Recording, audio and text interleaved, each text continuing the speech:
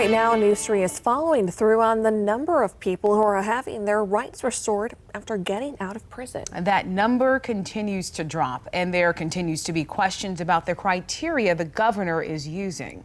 News 3 reporter Brendan Ponton has a look at the latest numbers. More than 2,500 people had their rights restored in Virginia last year, which is a drop-off compared to the year before and a steep drop-off compared to previous administrations. After serving prison time for embezzlement, Sean Winetta knows firsthand what it's like to get your voting rights back. There's a whole lot of things that come with having your rights restored that people might not appreciate, that have never lost them. But the number of people getting their rights restored is getting smaller. According to an annual report from the Secretary of the Commonwealth in Virginia, about 2,600 people had their rights restored in 2023, fewer than the 4,000 or so in 2022, and certainly not keeping pace with the 126,000 people former Governor Ralph Northam restored in his 4 years. We're really disappointed. It was down quite a bit from the year prior. Virginia is one of two states where only the governor decides who gets their rights back after a felony conviction.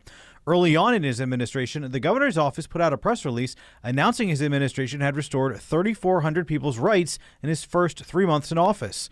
But then, about a year ago, it was uncovered the Youngkin administration was requiring people to apply and then reviewing them on a case-by-case basis.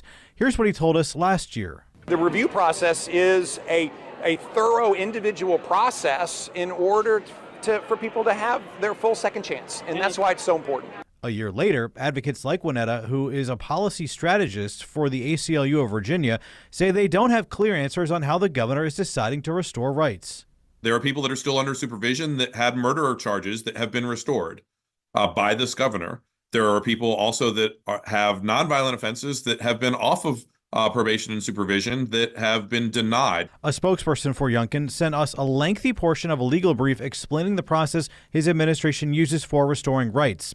Multiple state agencies review applications, and a recommendation is made to the governor, who then uses his discretion to approve or deny restoring rights.